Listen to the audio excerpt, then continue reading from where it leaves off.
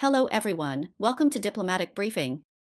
September 3rd, a ceremony at Beijing's Tiananmen Square commemorating the 80th anniversary of the Chinese People's War of Resistance against Japanese aggression and the World Anti-Fascist War. A military parade. According to a report by the South China Morning Post on August 15, citing sources, leaders from Southeast Asian countries such as Indonesia, Malaysia, Vietnam, Cambodia, Laos, and Myanmar are expected to attend the parade, and the level of delegations sent by many countries will be higher than it was 10 years ago. Several informed sources said that Indonesian President Prabowo and Malaysian Prime Minister Anwar are likely to attend the parade on September 3rd. Vietnam may be represented by their country's number 2 leader, President Thalam. Sources also said that the leaders of Cambodia, Laos, and Myanmar are expected to first attend the Shanghai Cooperation Organization Summit in Tianjin, and then head to Beijing for the parade. Cambodia and Myanmar are dialogue partners of the Shanghai Cooperation Organization. The report says that Laos is expected to officially join the organization as a dialogue partner at this summit. China is the rotating chair of the Shanghai Cooperation Organization for the 2024 to 2025 term. According to a previous announcement by the Chinese Ministry of Foreign Affairs, the Shanghai Cooperation Organization Summit in Tianjin will be the largest summit.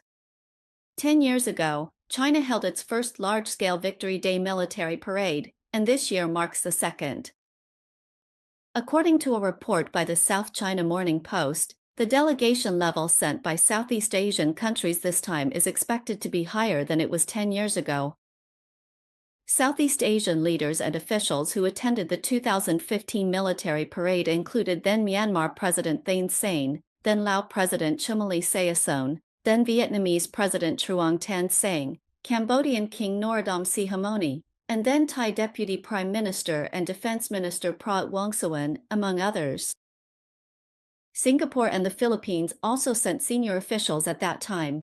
Indonesia was represented by then Minister of National Development Planning, Andronov Chaniago, who attended as the president's special envoy. Reports pointed out that Southeast Asian countries sent higher-level representatives this time, reflecting China's growing influence in the region. Recently, as U.S. President Trump imposed so-called reciprocal tariffs on various countries, China's image as a stable and reliable force in Southeast Asia has been further strengthened.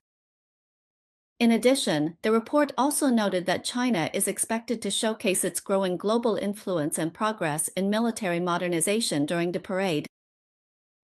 In June this year, Major General Wu Zihua, Deputy Director of the Operations Bureau of the Joint Staff Department of the Central Military Commission, stated that this parade will demonstrate China's firm resolve to safeguard the victory of World War II and international fairness and justice, actively promote the building of a community with a shared future for mankind, and at the same time showcase the combat capabilities and emerging technologies of the Chinese military.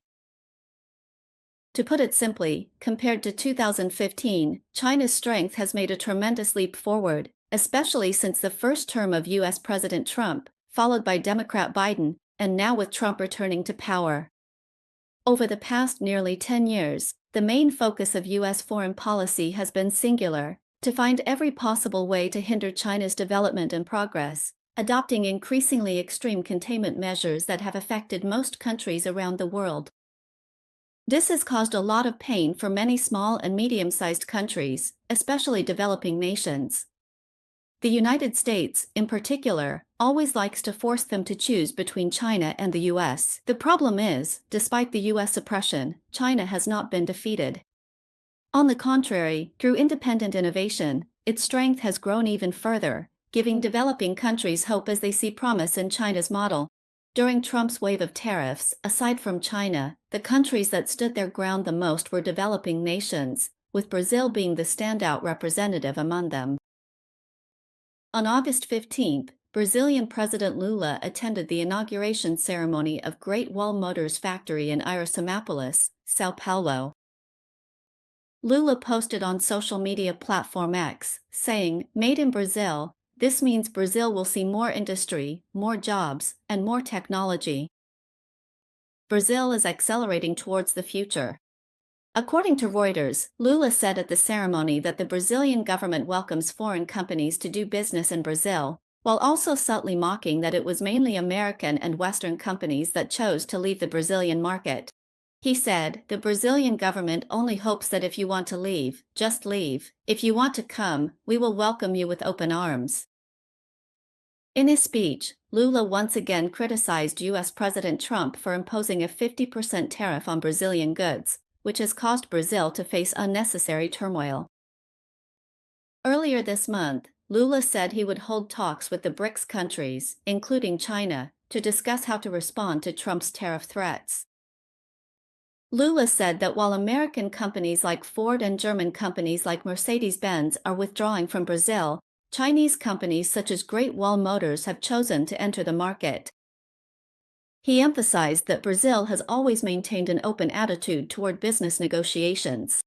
According to a report by Brazil's Globo, Chinese electric vehicle manufacturer Great Wall Motors acquired a factory in Iracemápolis, which was previously the headquarters of Mercedes-Benz. After 4 years of operation, production at the plant was halted in December 2020 due to market conditions in Brazil and the pandemic. Subsequently, Great Wall Motors purchased the factory, including 1.2 million square meters of land, all buildings, and production equipment. Great Wall Motors acquired this factory in 2023 and carried out a 32-month intelligent transformation and upgrade. Currently, the welding and painting workshops are already in operation, with 530 employees on staff, about 10% of whom are from the original Mercedes-Benz factory. It is expected that by the end of 2025, the number of employees will increase to 1,000. A two-shift system is being implemented. In terms of production capacity planning, the initial annual capacity is 30,000 vehicles, and it is expected to reach 50,000 by 2028. After exporting vehicles to Latin America in the future, it is expected to create more than 2,000 jobs. Great Wall Motors expects to invest 4 billion reais in Brazil by 2026, which is about 5.8 billion Hong Kong dollars, and from 2027 to 2032, it is expected to invest another 6 billion reais. Coincidentally, after operating for several centuries, Ford also closed its factory in Camaçari, Bahia, Brazil in 2021, citing tough economic conditions, which resulted in thousands of workers losing their jobs. In July 2023, BYD took over the abandoned factory and announced plans to establish a large-scale production base complex. O Globo mentioned that Great Wall Motors is the first automaker to receive certification from the Brazilian federal government's Green Mobility Program and will focus on producing hybrid and electric vehicles in the future. Great Wall Motors will provide electric platforms for its Brazilian factory, including technology for hybrid vehicles, plug-in hybrid vehicles, electric vehicles, as well as intelligent connectivity platforms. At the ceremony, Brazilian Vice President Alckmin said that Great Wall Motors has greatly boosted the entire production chain, especially the development of the auto parts industry. Currently, around 700 jobs have already been created here, and by early next year, that number is expected to increase to 1,300, with about 10,000 indirect jobs to be created as well. After all, the supply chain in the automotive industry is very long. Chinese ambassador to Brazil Zhu Qingqiao stated that today, China-Brazil cooperation has not only established a solid foundation in traditional sectors such as energy, agriculture, telecommunications, and infrastructure, but is also rapidly expanding into emerging fields like the digital economy, green economy, pharmaceuticals, artificial intelligence, and aerospace. An article published in the Rio Times of Brazil described Great Wall Motors as rewriting the rules of the Brazilian automotive industry. Their company has just opened a new factory, officially becoming a company that produces plug-in hybrid vehicles in Brazil, joining the ranks of global automakers manufacturing in Brazil. The article pointed out that Great Wall Motors' launch of plug-in hybrid vehicles locally in Brazil means much more than just the cars themselves. It also marks Brazil's emergence as a new battleground for global automakers and a new regional center for automotive innovation. To put it simply, having the president of Brazil personally attend the opening ceremony of a foreign car company's factory is quite a big deal.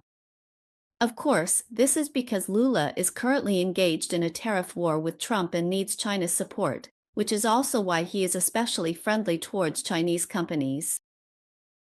At the same time, it's also meant to show that Brazil is betting on China.